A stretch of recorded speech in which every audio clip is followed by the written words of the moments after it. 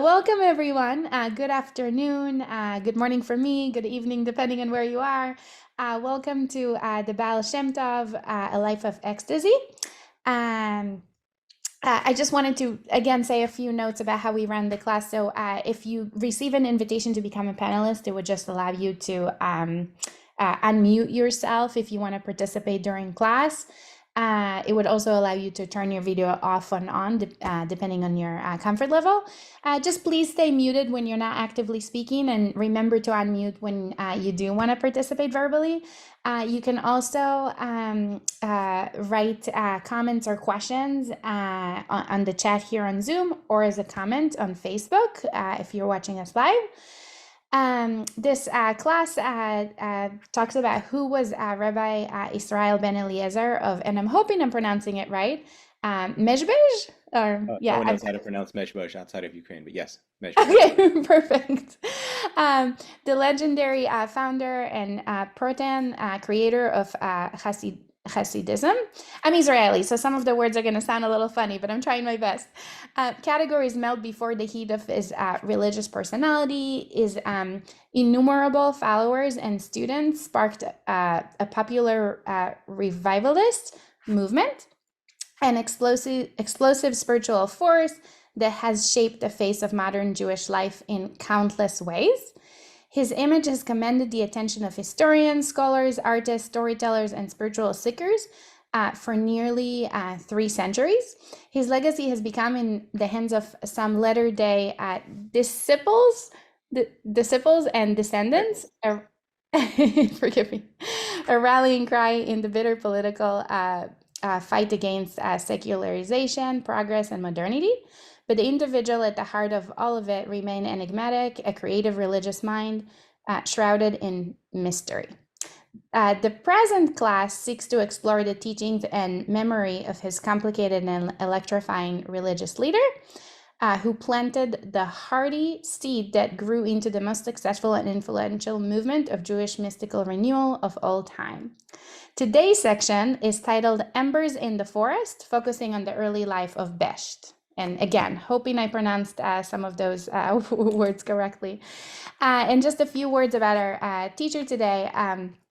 Ariel Evan Mayse joined the faculty of Stanford University in 2017 as an assistant professor in the Department of Religious Studies. He's the rabbi in residence at Atik Jewish Maker Institute, a lead fellow at the Institute for Jewish Spirituality and Society, and a senior fellow at the Helen Diller Institute for Jewish Law and Israel Studies at UC Berkeley. Previously, he served as the director of Jewish Studies and visiting assistant professor of modern Jewish thought at Hebrew College in Newton, Massachusetts, and a research fellow at the Frankel Institute for Advanced Judaic Studies of the University of Michigan. Mayse holds a PhD in Jewish Studies from Harvard University and rabbinic ordination from Bet Midrash Ariel in Israel. His current research examined the role of language in Hasidism, manuscript theory, and the formation of early Hasidic literature, the renaissance of Jewish mysticism in the 19th and 20th century, the relationship between spirituality and law in Jewish legal writings, and the resources of Jewish thought and theology for constructing contemporary environmental ethics. Rabbi Mayse is also the author of Speaking Infinities, God and Language in the Teachings of Rabbi Dov Ber of Mezhbizh. Even harder, yeah. Thank you. And the 2-volume in New Hasidism, Roots and a New Hasidism, branches with Arthur Green. His book, The Shores of Devotion, Ritual and the Life of the Commandments in Early Hasidism, is forthcoming with Stanford University Press. And his next project, As a Deep River Rises, Judaism, Ecology, and Environmental Ethics, is under contract with Brandeis University Press. And with that, I'll turn this to you, Rabbi Mayse. Wow. Thank you for the incredibly kind introduction. It's really wonderful to be here and to be thinking together with all of you. And thank you all for all the flexibility around the timing, and I really appreciate everyone's willingness to show up. Really deeply grateful. The class that we're going to be wandering through over the next 5 weeks in some ways grows out of a book, well, in many ways, grows out of a book project that I'm working on right now. I have one book that I'm thinking about, which is the contemporary questions of environment, ecology, and religion and spirituality. But I've been tasked with writing a biography of the Baal Shem Tov, which I said no to for 4 years, or said, I can't do that for a while. And eventually I came around to the idea. And part of what I'm going to talk about today is about the great difficulty in writing that, but also the tremendous excitement of joy that I have in the project. So you're going to get in on the ground floor, as it were, and help me think through the complexities of this project, but also the potential power that it could have. When I say Baal Shem Tov, what are the words that come to mind for you? Not Hasidism, but Baal Shem Tov. Either come off mute or you can drop them into the chat. Either way is great. But Brian, please. Yeah. A great light, A great radiance. light, radiance. Beautiful. Yeah. He's often called Or Yisra'el, the light of Israel. Please, Stephen. Radical, teacher. Radical, a teacher. Chain of teaching, the Rebbe's Rebbe. Good. What else? So we have teacher, luminosity or radiance, radical. What else?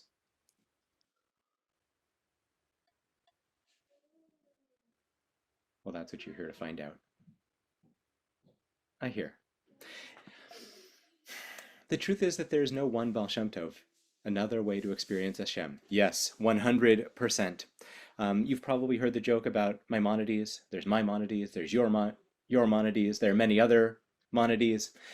And Maimonides is for some the great philosopher, for others the great jurist, the others the kind of Jewish thinker who skirted on the edges of heresy in his involvement with Aristotelian philosophy, and for others the kind of, what we would call an ultra-Orthodox fundamentalist of the 12th and early 13th century. And none of those are untrue, and none of them are the complete picture of an incredibly complicated and sophisticated person. We actually know much more about the life of Maimonides, though, than we know about the founder of Hasidism. And one of the reasons that I demurred for so many years was that we know almost nothing and we understand even less. It was once assumed that the Baal Shem Tov founded Hasidism.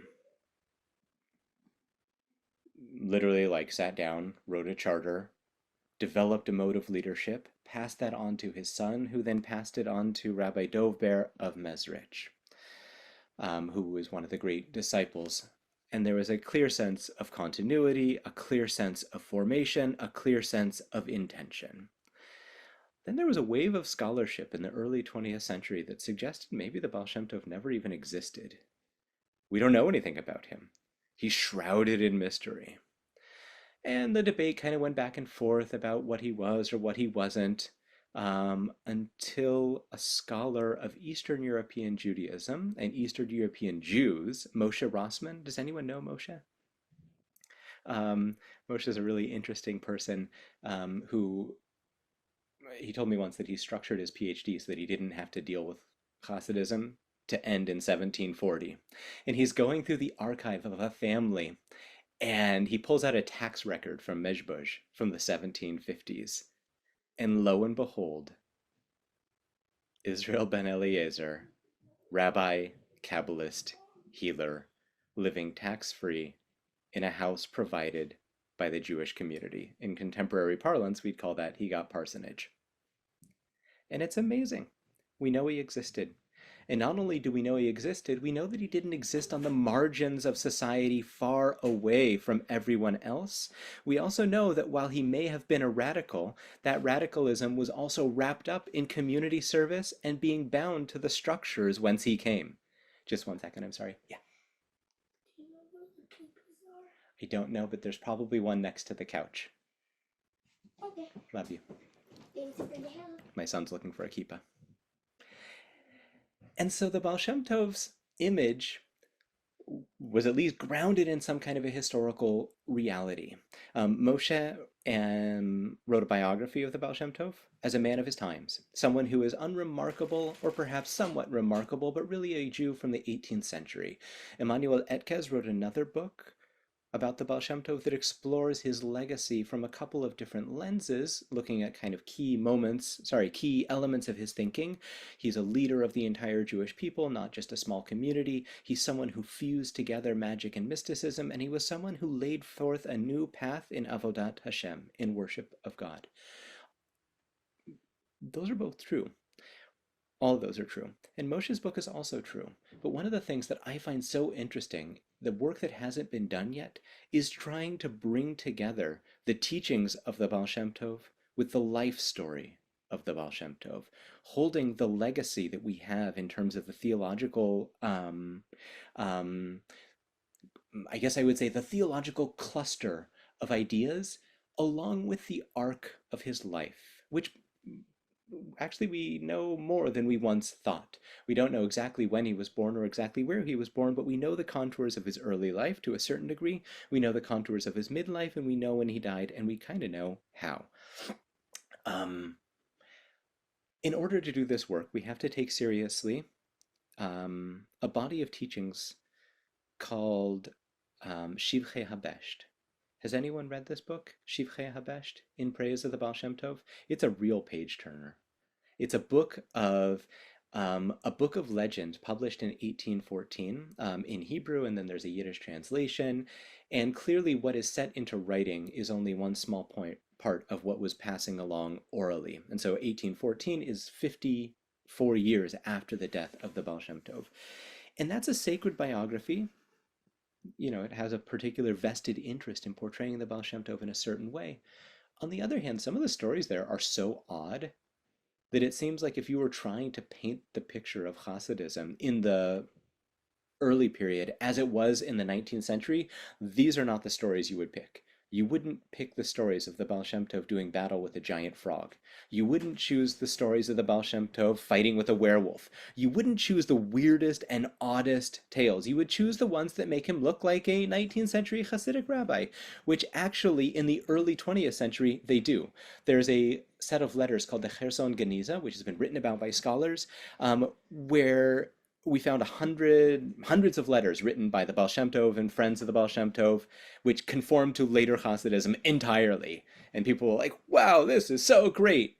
And then they started looking at the dates, and turns out some of them were written on Shabbat, and some of them, the dates don't correspond to reality.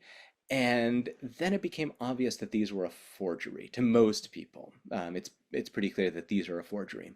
And they're too good to be true. But what we do have is a messy, web, almost like a marshy universe of stories from the early period, again from 50 years after the death of the Besht, which I think are actually critical for understanding the spiritual power of early Hasidism. That's one set of material. On the other hand, the Baal Shem Tov dies in 1760. The first Hasidic book is published in 1781. That's not during his lifetime, but it's also only 21 years afterward.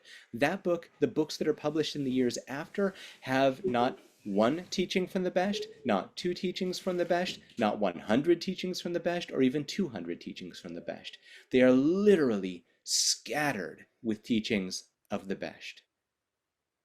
They're in Hebrew, they're not in Yiddish. They're written down by the disciple, not by the teacher himself, although we do have something from the Besht, and we'll look at it in one of the later classes, something that he wrote. Are they word for word what the Besht said? For sure not. Are they an authentic recapturing or an attempt to set down in writing an immediate oral occurrence, an immediate oral teaching? I'd say yes. They're faithful. And I know that because they conform not with one another, but with a general picture that begins to emerge from this very complicated and delightful, and I would say radiant and electrifying set of teachings. So that's the task that we have, is to consider the stories and to consider the teachings and to think about what kind of life they articulate. Questions, comments, questions of material?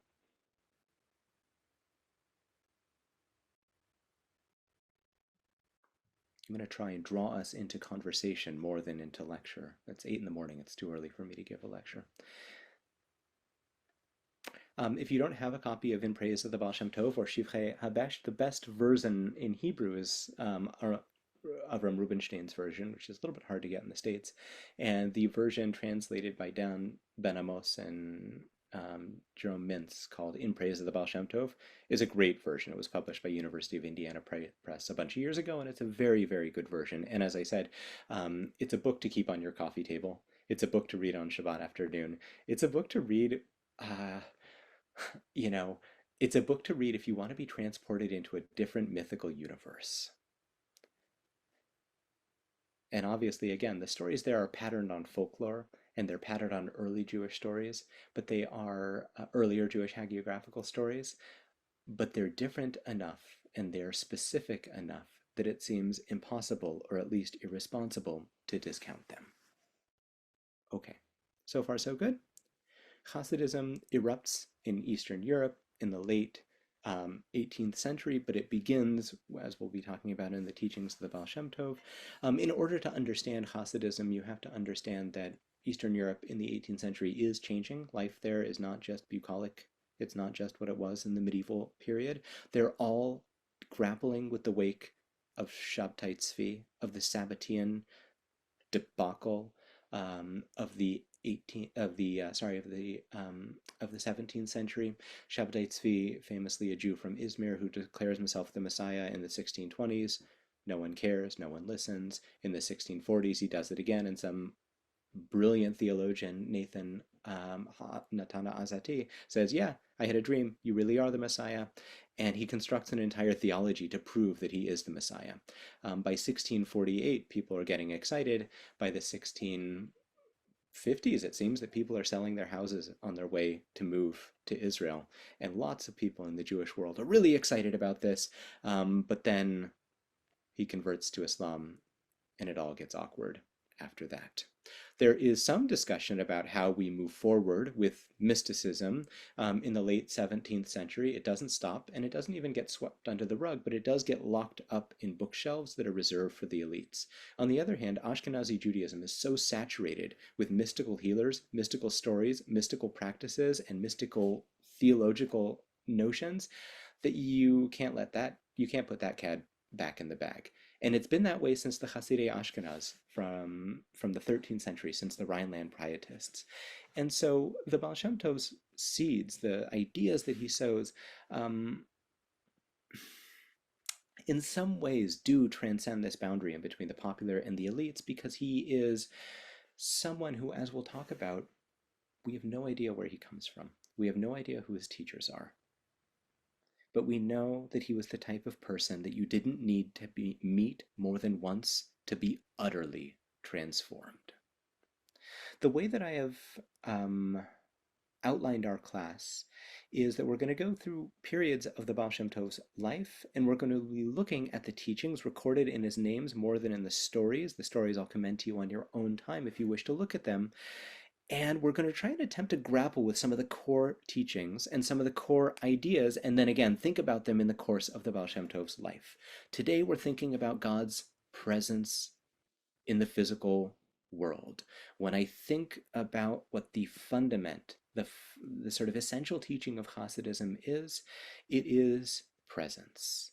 God's presence and human presence.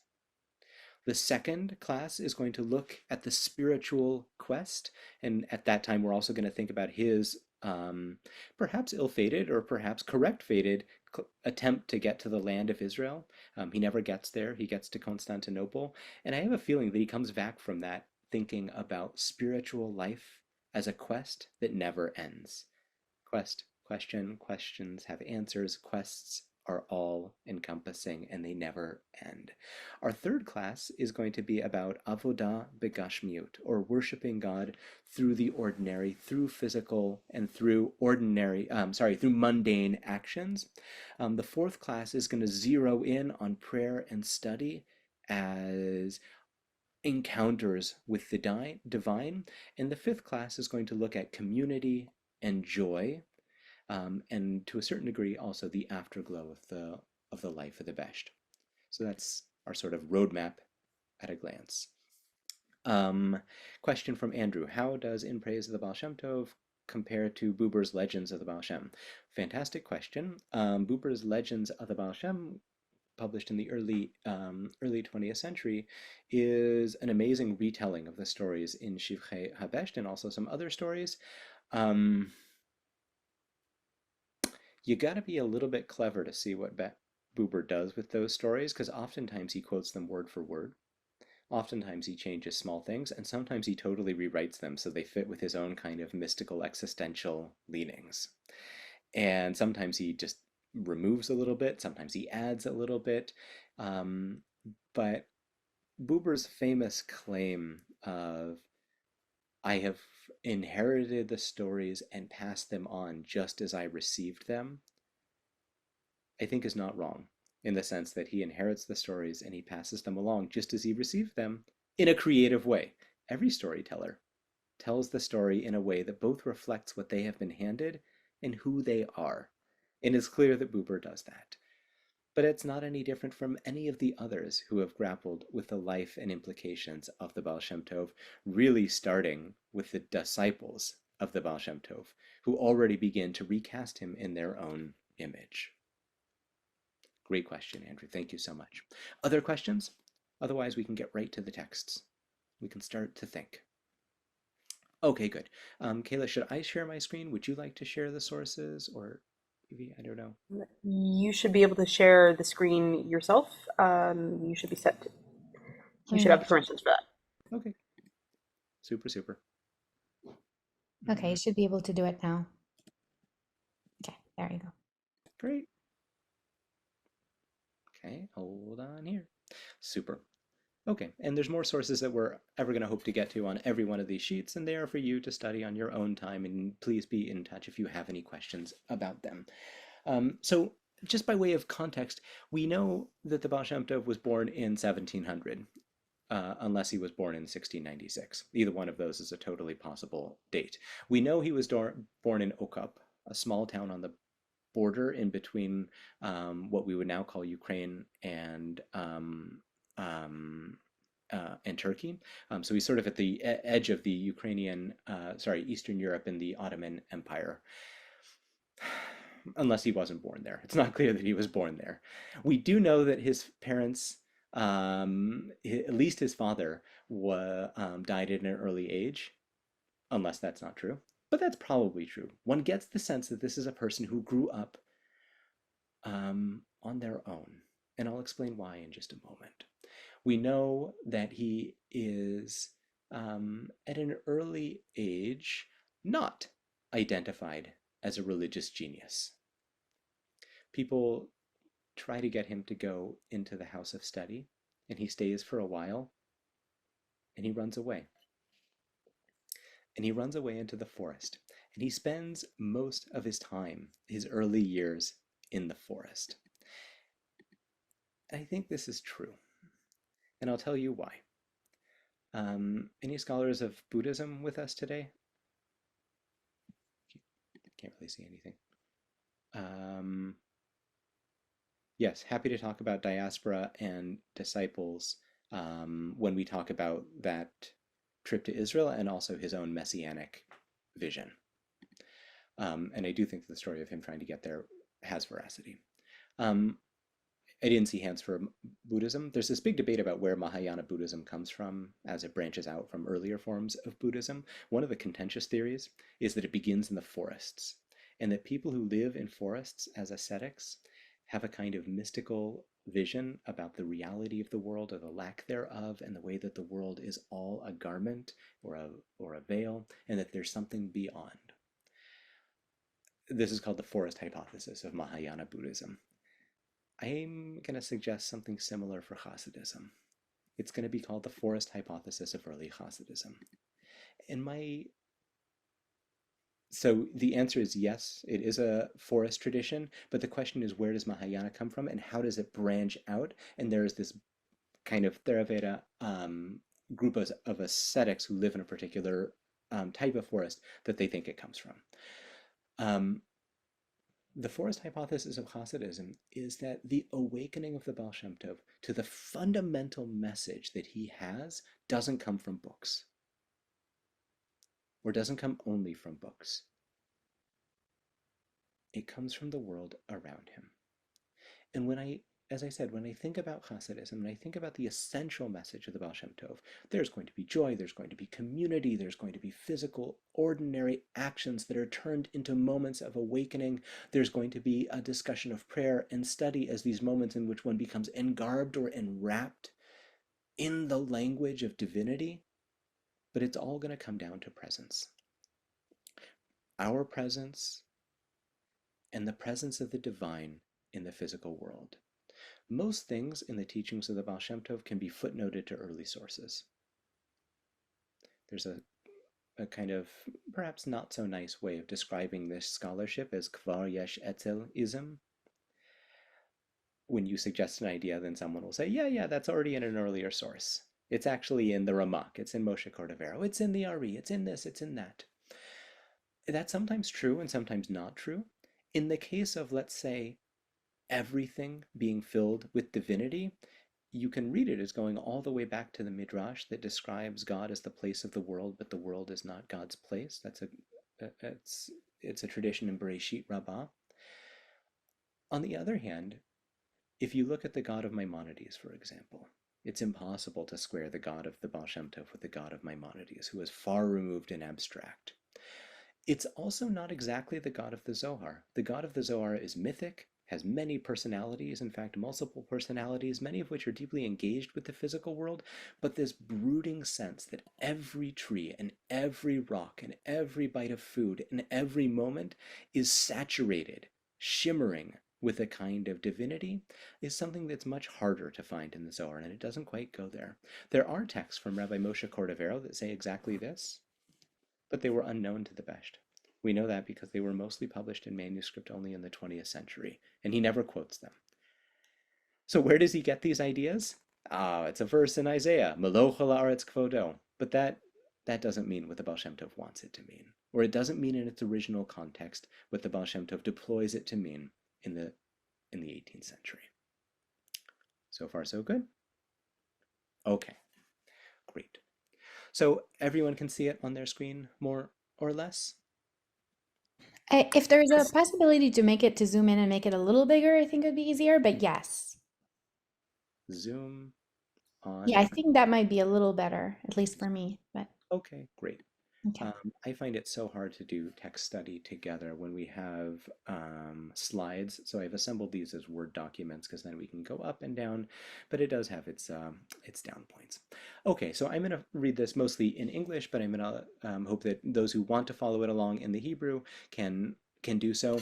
The Talmud teaches that Yosef goes free from prison on Rosh Hashanah, and that's linked to a particular verse that is read from the book of Psalms, not exactly our concern for now, although we'll come back to it. So it is said in the Tikkunim, right? The Tikkunei Zohar, a kind of appendix to the Zohar, written in the style of the Zohar, but not exactly by the core authorship of the Zohar. It's a book that is much, much beloved to the early Hasidic thinkers, and I guess I should say it now. There's a phrase from this from the Tikkunim, from the Tikkunei Zohar, that appears in almost every Hasidic drasha or every Hasidic teaching. Leit atar panui mine. There is no place devoid of God. A friend of mine discovered the original version of that source in the Tikkunim, in the earlier manuscripts, is Leit ever panui mine. There's no limb of the human body devoid of divinity, which works so much better in the context of what's happening in the Tikkunei Zohar at that point, which is all about the arms and the legs and the hands and the eyes. And it's both going to be true for Hasidism. No place and also no part of the human body. And that's going to become very important when we talk about ordinary actions and human embodiment in session 3. Abraham Joshua Heschel has a line where he says that Hasidic spirituality is so powerful that it is no longer afraid of human fleshiness. And in that sense, it totally overturns the mores of Ashkenazi piety or pietism of seeking to escape the body, and rather to uplift, transform, ennoble the body. That's going to be core, and I think it's related to what we're talking about now, which is the presence of the divine. But come with me farther. What does it say in the Tikkunim? Ani Adonai lo shiniti, I am God, I have not changed. The Tikkunim says that the Blessed Holy One does change in regard to the wicked becoming cloaked in many garments, concealments, and husks. The words there in Hebrew, levushim, kisuyim, klipin. Klipin, not a good word in the Zohar. Kisui and levush, a little bit better, but it means that God is shrouded in an infinite number of forms of hiddenness. And these are the formlessness and void of darkness. This is the tohu and vohu, the kind of primordial chaos. And it is also astira panai mehem. I will hide my face from them. Okay? But then continues, God is forever unchanging to those who rely upon him and his Shekhinah. That's the end of the teaching from the Zohar, or the Tikkunei Zohar. So what is the Tikkunei Zohar thinking? What is it grappling with? There's a seeming contradiction in between these verses. I am God, I've not changed. And then all the curses of hiddenness found in Deuteronomy elsewhere. I mean, this is one of the great complex inner contradictions of the Hebrew Bible. Lo yira ani adam v'chai. No one can see me and live. And then you talk to David in the book of Psalms, and what is he saying? Et panecha avakesh. I can't wait to see your face all the time. It's also one of the great questions of Kabbalah. And in some ways, I think one of the ways that Kabbalah becomes so successful in capturing the mythic imagination of the Jewish people is that if Maimonides, God bless him, seeks to cleanse Judaism and Jewish theology of the dross of imagination by getting rid of all the images, either by rationalizing them or describing them as metaphors, the Zohar will go in the opposite direction, which is to provide an infinite fan of possibilities of divine revelation, an infinite number of faces, none of which are dispositive. But that's not exactly what we see here. God is unchanging to those who depend on God, and yet, for the wicked, for the sinners, God is infinitely cloaked in garments, concealments, and husks. So far, so good. Classical Zoharic elitism. Usually it's the Kabbalists, especially in the Tikkunim, because they know about Kabbalah as a kind of discrete doctrine. They're the ones who get it right. God is hidden from everyone else. Yeah, as religious thinkers since time immemorial have said, those to the left of me are heretics, those to the right of me are fundamentalists, and I got it exactly right. But watch the way that the Baal Shem Tov's teaching works with this. Last thing I want to say by way of context, Yaakov Yosef Katz, he's the one who is a disciple of the Baal Shem Tov probably for years. And he is the one who writes hundreds of pages that are then edited and published in the early 1780s. 3 of his books are published right off the bat that give us perhaps the most expansive reservoir of teachings attributed to the Baal Shem Tov. This is the first one. It's mamish there on the front page. And I think this is about his experience of meeting the Besht. But I'll tell you about that in just a minute. Okay. Omnam, katavti lakam, and I've said somewhere else, dishamati mimori. And if you look at earlier editions of this book, shamati mimori is often in bold, or in big letters, which doesn't happen accidentally in a publishing house in the 18th century when you have to move every type by hand. They're drawing your eyes to the teachings from the Besht. They know that that is the center point of this book. She'im yedah adam she'akadosh baruch hu mistater sham. That if someone knows that God is hidden in a place, ein ze hastara. It's not really hiddenness. Ki nit pardu kol poale aven. And in doing so, all the doers of iniquity shall vanish. And this is the meaning of I shall surely hide my face from them. Anochi astir panai mehem. Ritzono lomar, that is to say, she astir mehem shelo yedu she'akadosh baruch hu Sham behastarazu. God's hiddenness is that God will hide the concealment. Then divrei fi chacham chen. The words of the wise are precious. So somebody tell me back what the Baal Shem Tov has said. And this is not simply kind of exegetical legerdemain. This is not playing fast and loose with the psukim. It's an attempt to grapple with their deep core theological meaning. What kind of world has he described here? This is very much not the world of the Kabbalists have got it right, and everyone else sees God only through the veil, only through the concealment. Here, to go back to Andrew's question, this is a kind of, you might say, almost existentialist reading, and we'll see that throughout.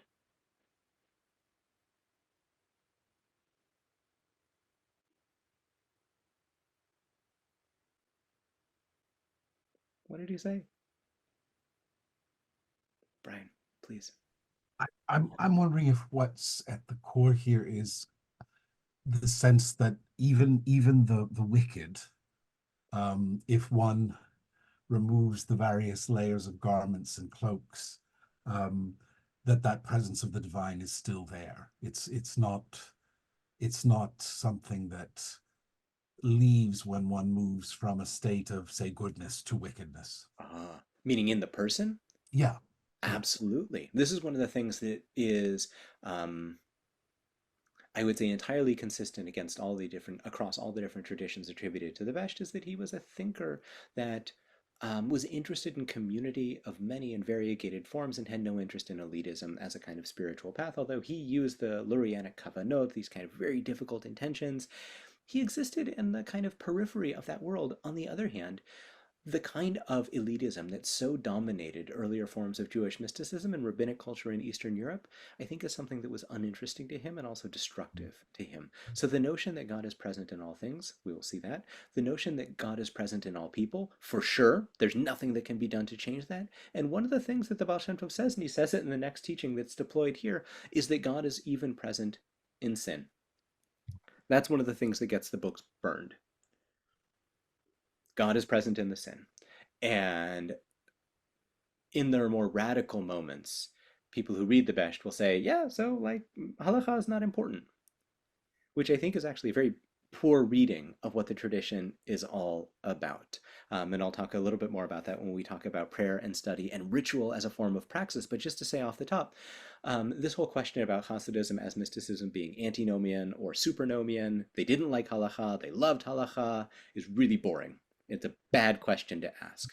They lived in the 18th century. They lived in a thick tradition. That's not the question. The question to ask is, what is the meaning of it all? And what the Baal Shem Tov does is provide what the philosopher Nietzsche would call a transvaluation, a reworking of what it's all about. In Hebrew, we would call that ta'amei hamitzvot, the reasons for the commandments. And so, do you keep halacha? Yeah, for sure, because halacha is Rashi Tevot in the mind of the Besht is Ariel Ladonai Kol Haaretz. The world calls out to God with divinity. The world calls out because every moment in the way that we govern ourselves in this world is that of the structures of ritual, is an opportunity for connecting to God. But if that's true, isn't God present in sin? Yeah. And that's where the possibility for tshuva comes. That's where the possibility for transformation comes, because nothing is devoid of divinity. Levi Yitzchak Berdichev puts this in the voice of the snake in the Garden of Eden. If everything's holy, why don't you eat of the banana or the apple or the etrog or whatever it was? And so Levi Yitzchak of Berdichev doubles down on the necessity of saying that in this world we exist within the categories and the structures of halacha. But yes, there's a theological truth in which everything is divine. Good. So Brian has reminded us that he's pulling it out of a particular kind of elitist sociological vision. Gruval here, real concealment is forgetting that God exists. Being aware of concealment breaks concealment. In other words, fantastic. If you realize that you're playing hide and seek, there's a sense that God's presence is there. And what's the greatest curse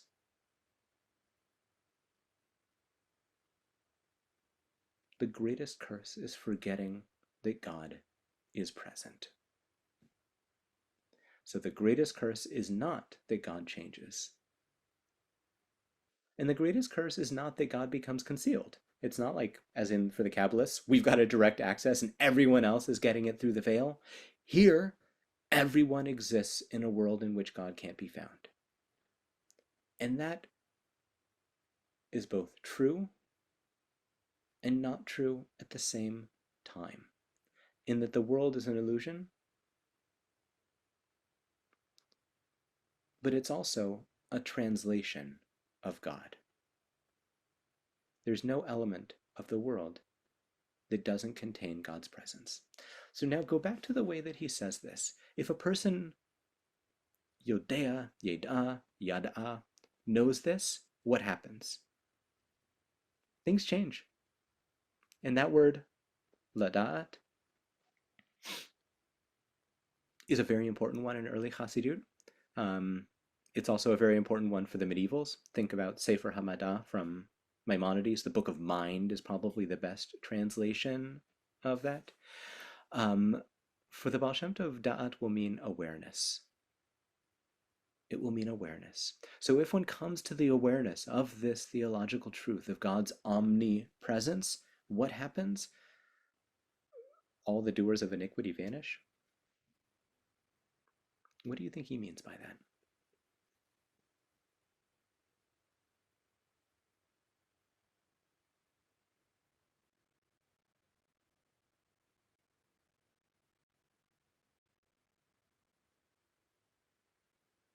It's a verse that's commonly deployed. Justin, please.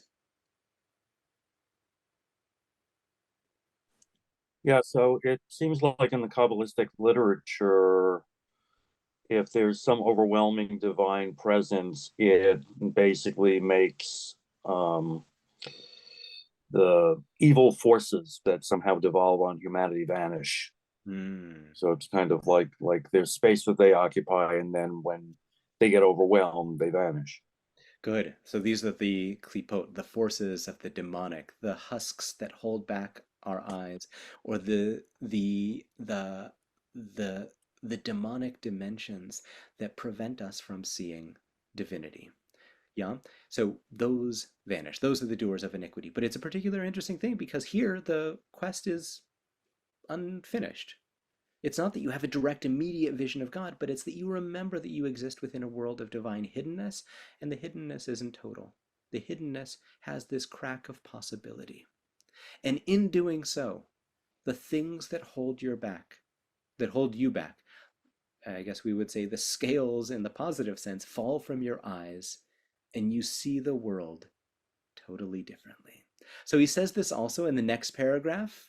I heard something similar from him. This is Rabbi Yaakov Yosef Katz, about the verse, Amar Oyev Erdof Asig Achalek Shalal v'chule, right? So he says about this verse, which is one of the exceptional verses in the Hebrew Bible, and that the alliteration of it is super strong. Amar Oyev Erdof Asig Achalek. 5 olives.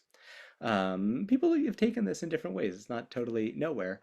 But what the Baal Shem Tov uses this to say, and he says it in many places, is the 5 olives remind us that Alufo Shel Olam, the most exalted one, I don't know, I could say it in like somewhat flippant terms, the champion of the world, God, is there even in the things that psychologically, especially, we feel like are the shadows of our own selves. God is present there as well.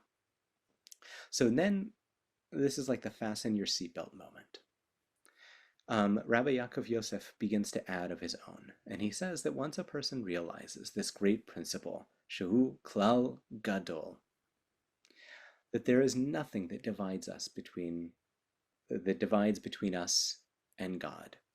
During Torah or Tefillah, you will come to realize that the strange thoughts, the wayward thoughts that you have, the distractions, the things that hold you back, are also garments for the divine. They are ways of concealing the divine. Their way is also of revealing the divine because it happens at the same time. If you realize this, Mikom Makom, achar she'edah ha'adam she'akadosh baruch hu mistater sham, ein ze hastara. Once you realize that God is there, the jig is up. Now, here's the interesting part. I mean, it's all interesting, and here's another element of it. Uveze yuvan berosh Hashanah yatsa Yosef mi beit ha'asurim. And that's how we know that Yosef went out of Egypt. Sorry, out of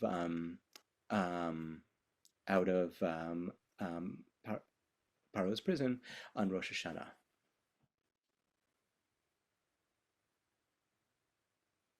It seems clear as mud, huh? What do you think he's talking about there? And then he's going to go and say, yeah, because the gematria is going to be Samael and this and that. I don't think that's what he really means.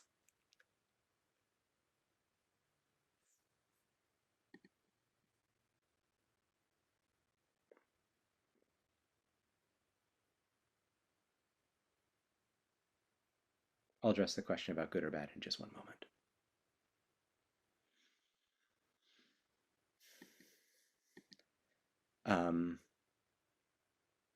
Well, here's what I think he means. And I think he's winking. The author of this text, Yaakov, Joseph, goes out of prison on Rosh Hashanah. I think this is autobiographical. It's about what happens when he meets the Besht. And I have another reason that I think that that's the case. But it's about the transformation of consciousness that comes from being imprisoned in old ways of thinking or being imprisoned in a world in which God's presence can only be accessed either by the elites or by the very restricted and particular way of actualizing that presence. In a certain sense, what Rabbi Yaakov Yosef of Polnoya is suggesting, if I'm right here, and I think that I am, is that there is a kind of liberatory theology that comes out of the teaching of the Besht, which throws open a new vista of theological thinking, in which no place is devoid of divinity. Does the Besht know about good and bad, or is he a Nietzschean thinker also in that sense? The answer to that is complicated, but yes, those categories of, let's say, good and bad, of correct action or non-correct action continue to exist in the teaching of the Besht, and he's definitely not a nihilist. What he is someone who understands the crushing weight of the penitential pietism of Eastern Europe and the crushing weight, psychological and otherwise, of guilt.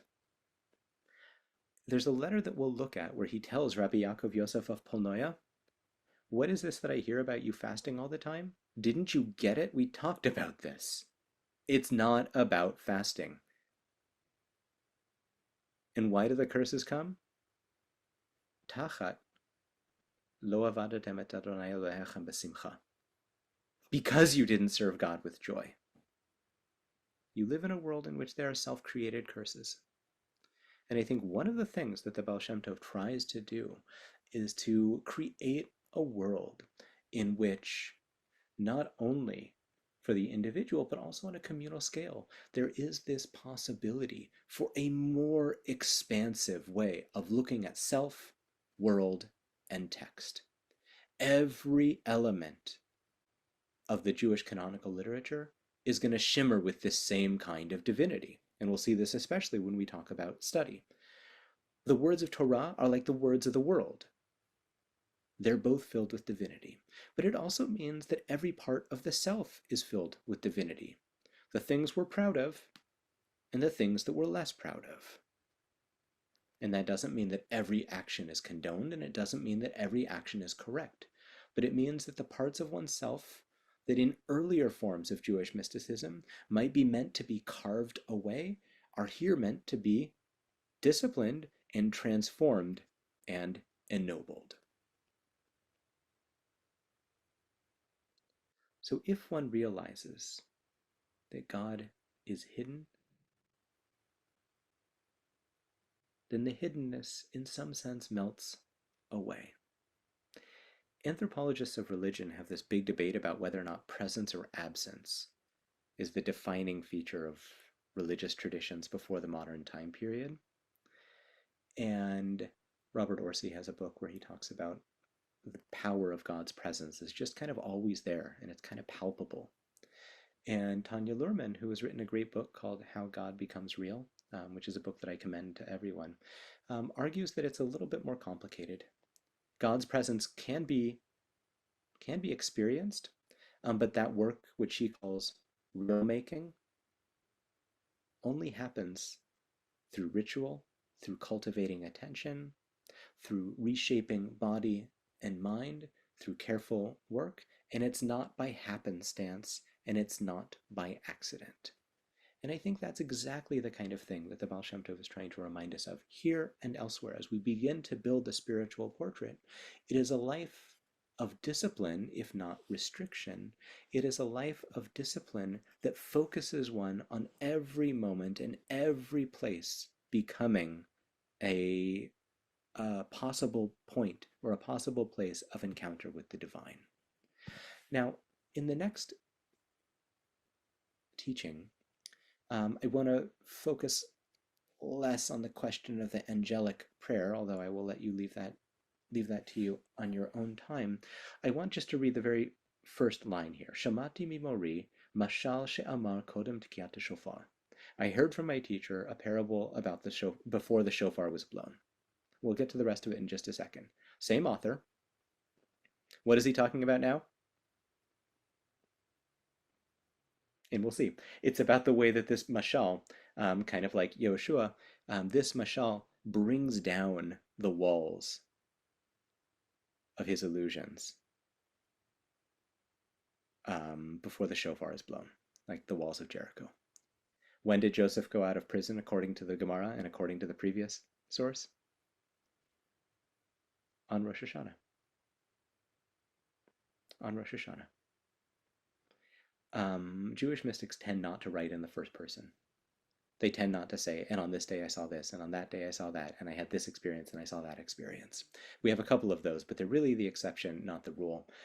So much so that Louis Jacobs put together a book called Jewish Mystical Testimonies, where people do speak in that kind of first person, and half the book is filled with descriptions that are not in the first person. There's just not that much there.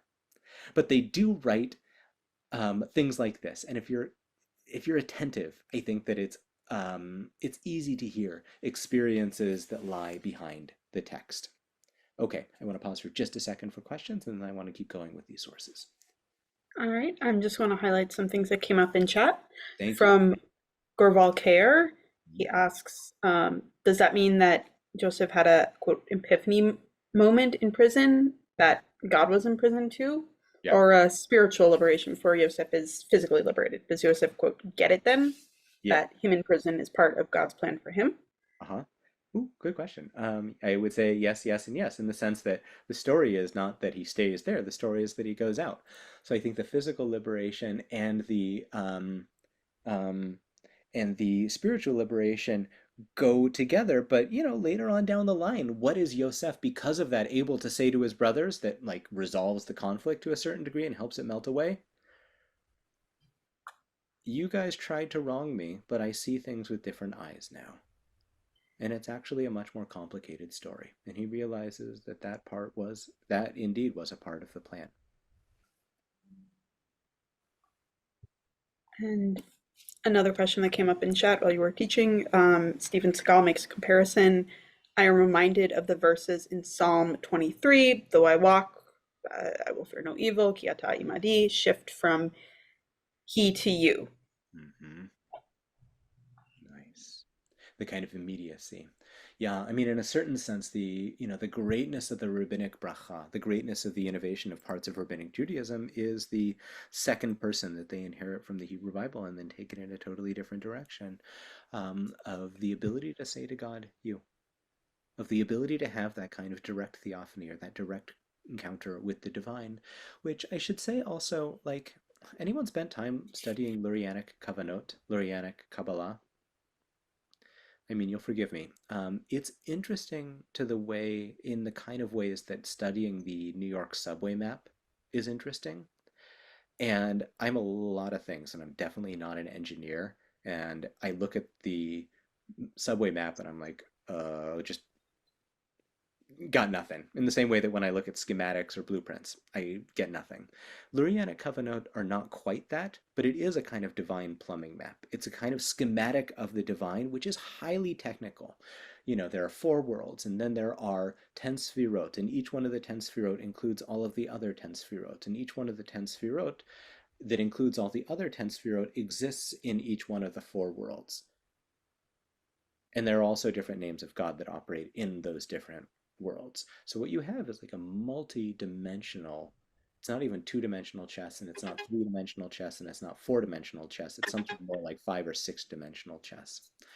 And at the end of that is God, for sure. And it's all God in a certain sense. But what you have in the teachings of the Baal Shem Tov is something that is not disconsonant with that or discordant with that. It's not cutting in the opposite direction, but it is a vast simplification of that. And this comes to the question about the way that the Baal Shem Tov is so successful in creating a movement that is popular and accessible, is that truth that you find in Lurianic Kabbalah becomes vastly simplified here and made immediate and made possible not through mastering a very difficult body of material, but through opening the mind's eye to the possibility of encounter with God in the physical world. And we'll see that that encounter is not at the expense of the physical world, but through the physical world. It's not at the expense of the people around you, but through them as well. Okay, so what is the mashal? What is the parable that the Baal Shem Tov gives? It's a king who creates an illusion, what's in Hebrew called an achizat einayim, of walls and towers and gates, and people have to go visit the king, and they have to go through, and treasure is scattered at each one of the gates, and different people get off the project at different times. Some get to the first gate, some get to the second, etc., etc. Only the beloved child of the king gets all the way there and realizes that it's all an illusion. That's it. Curtain call. Fade to black. Then he adds, I wrote elsewhere in my teacher's name, that is the Vesht, that one realizes that God's glory fills everything in every moment, and all the doers of iniquity vanish. Az nitpadu kol poale aven. Okay. So here, if you're hearing echoes of Maimonides' story at the end of the guide about the philosophers and the different kinds of people who know God in the city of God in different ways. Some are outside the city, some are inside the gates. They're the jurists who don't think about God and they're closer, but they don't get things right. Then there are the theologians and the philosophers. And then there are those who really get things right. And those are like the prophets, who live with this sense of connection with the divine. For Maimonides, it's possible to have that kind of inner awakening, but it's no simple thing. Describe to me how it works for the Besht.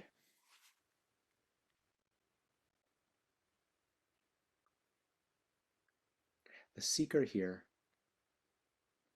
gets where he's going or she is going, and what do they realize?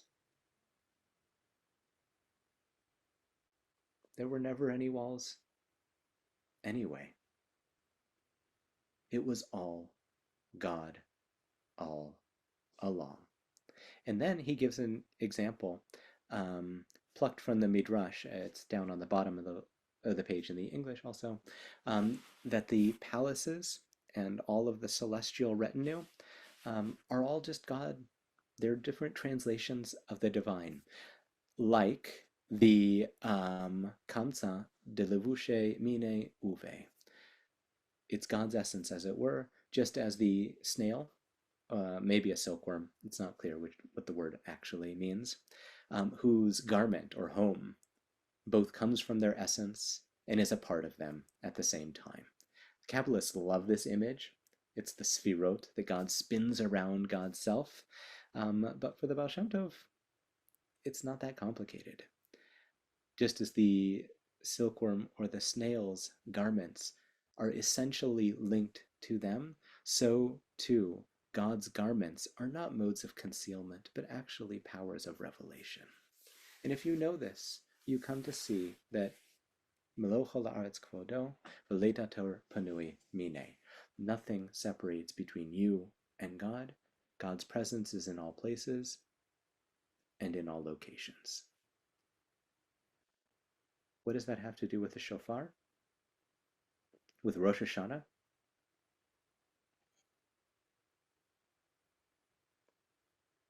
It's a call to awakening.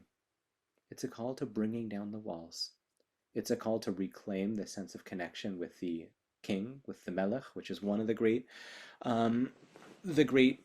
images that we get on Rosh Hashanah,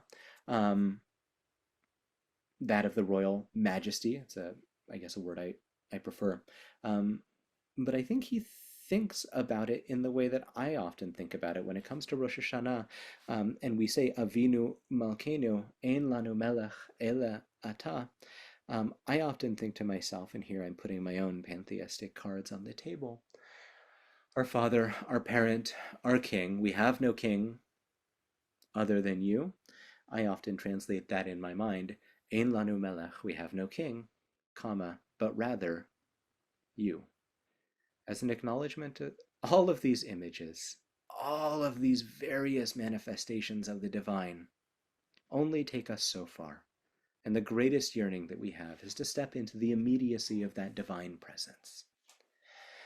These are sources that obviously come from a later time in the teachings of the Besht. We don't have anything that he wrote in that early time. On the other hand, my sense is that this is the kind of awakening that the Baal Shem Tov gleans from the forest around him.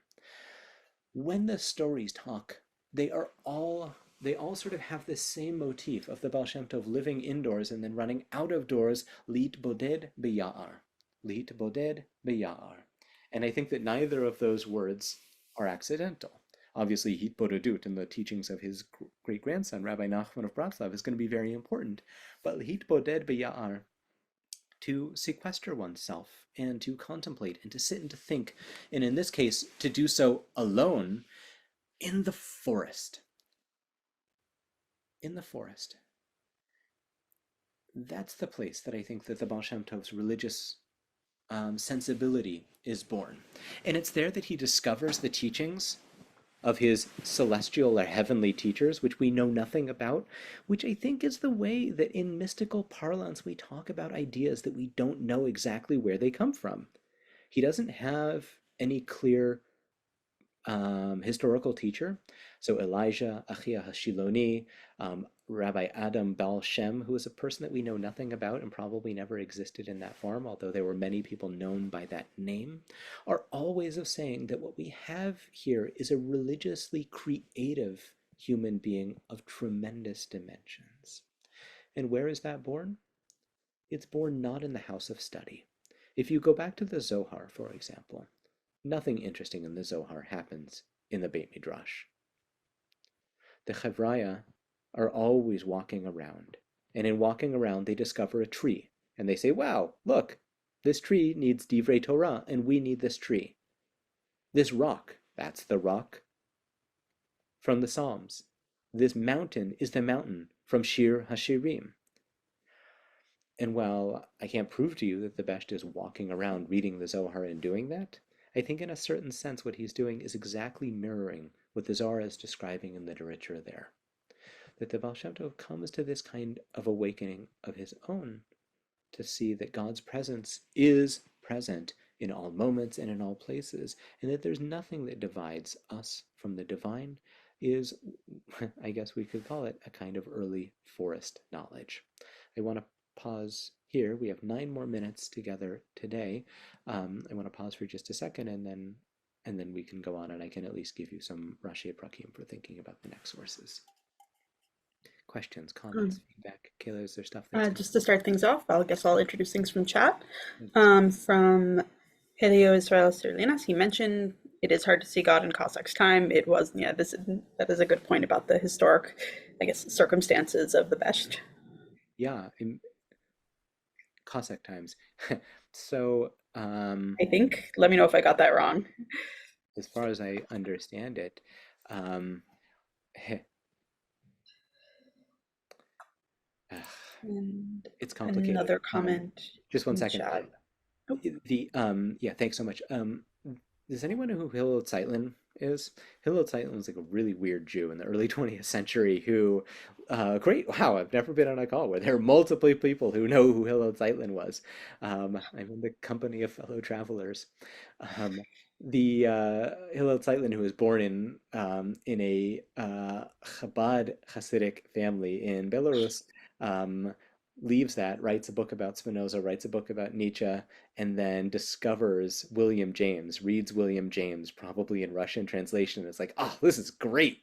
How can I build a language for this in Judaism? And so he writes this essay called the Chaviona Neshama, in the storehouse of the secret place of the soul, and he describes a kind of mystical consciousness that feels very reminiscent of his own translation of what James is thinking.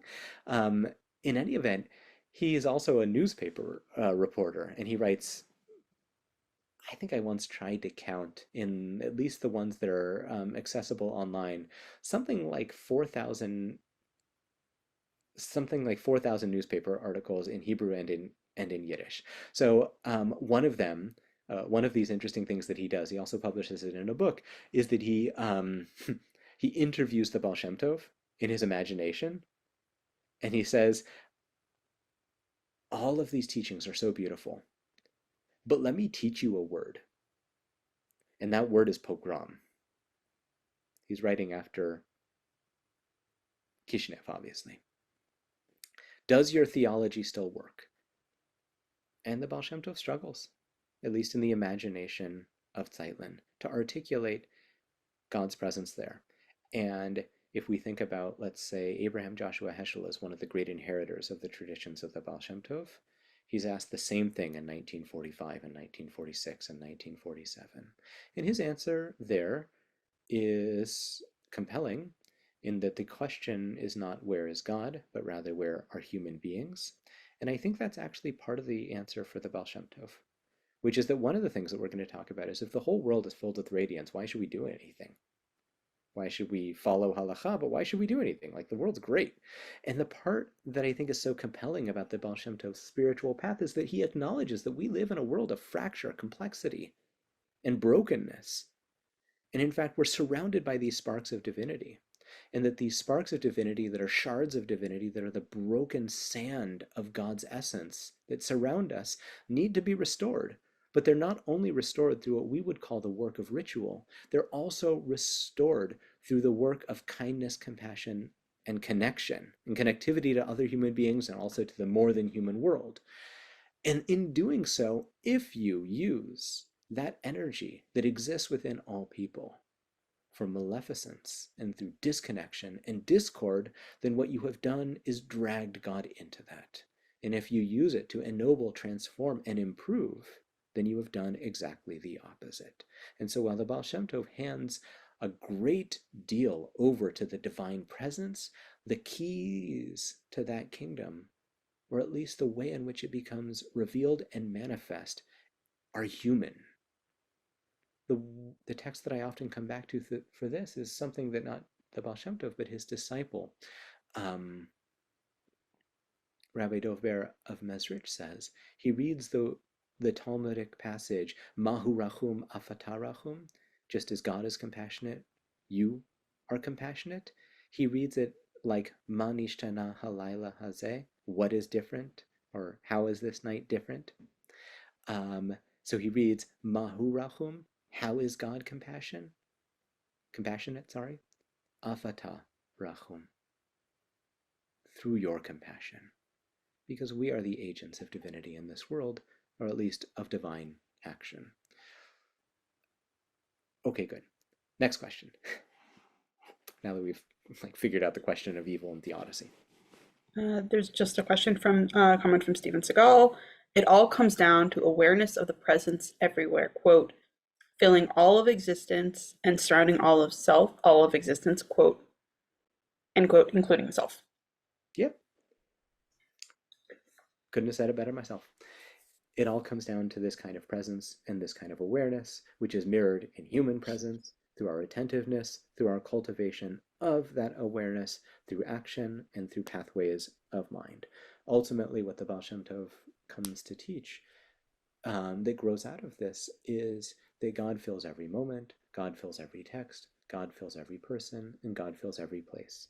And the trick, or perhaps the aim of religious life, is to be able to sensitize ourselves to that saturation. Good. Come off mute. Think with me. Where does this strike you?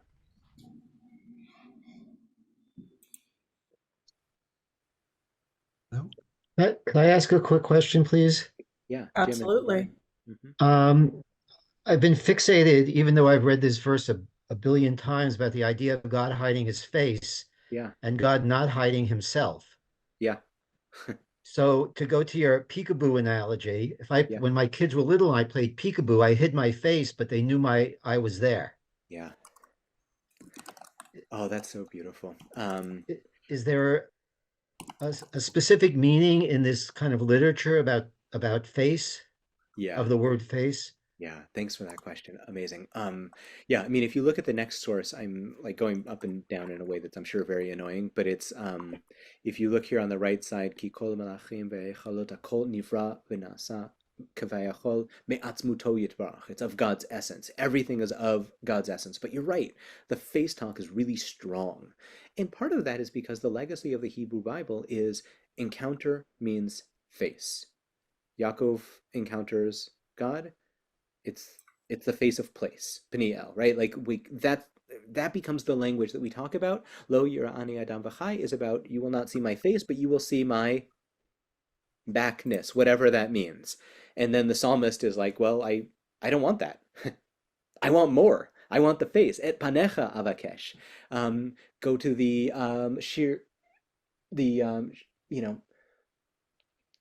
Ani Mizmirat, Shira Akavod. It's about God's head. Oh, and like the first verse is about like you can't see God and you can't imagine God and you can never know God and God has no image. And then here's 13 verses about God's head.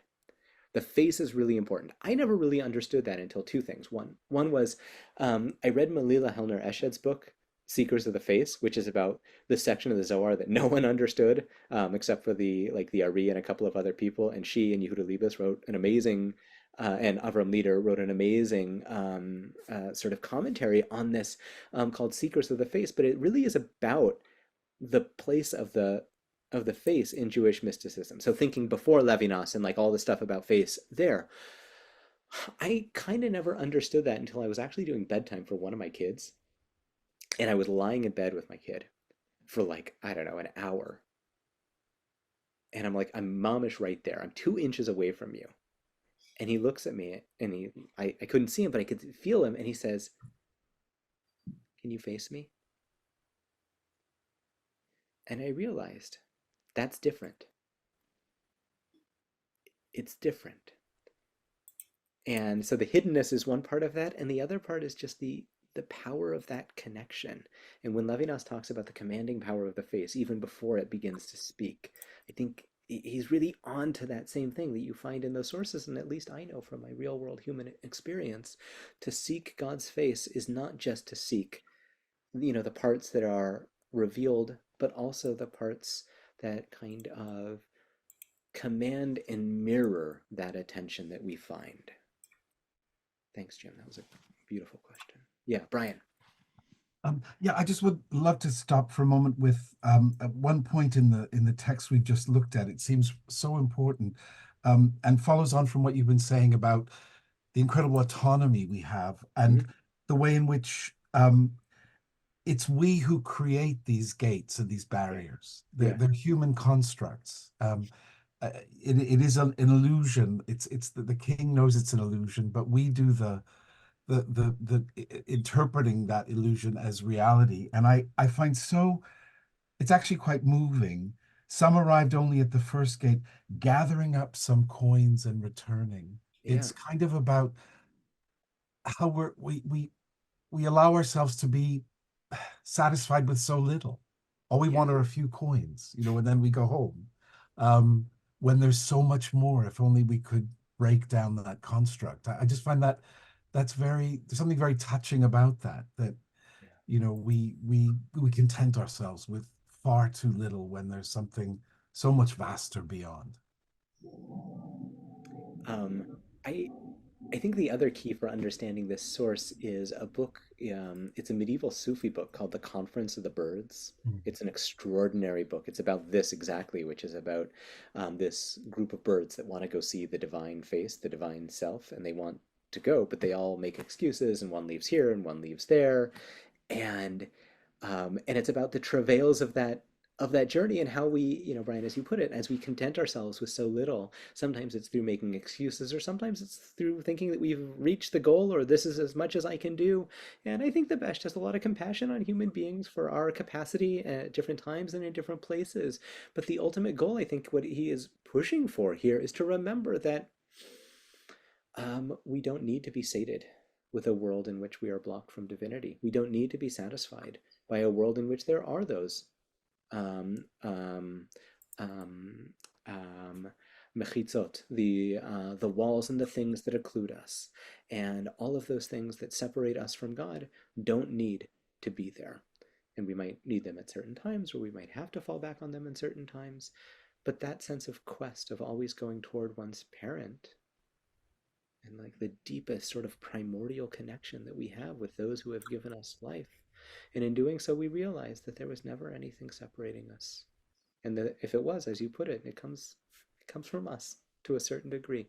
It comes from us. Okay, good. I know we're at time. I want to just introduce a few more things about these sources, and I'll leave them to you on your own. One of the things that you'll find on page 2, going into page 3, is that the Baal Shem Tov teaches that the sfirot, the 10 sfirot that exist on high, also exist within each and every human being. Human beings are a microcosm of the divine, and the 10 sfirot, in fact, one of the sources that you find in early Hasidism is, how do we know that God has sfirot? Because people have sfirot. These different elements of the human psyche also exist within God, because we are created in the divine image, and you can, as it were, reverse engineer that. This becomes the key for the kind of Hasidic psychology, is that we are created in this divine image, and we also have the work of refining, uplifting, and transforming those elements within ourselves. But it means that there's nothing bad within us. There are just things that need more work. Everything within us can be brought into this.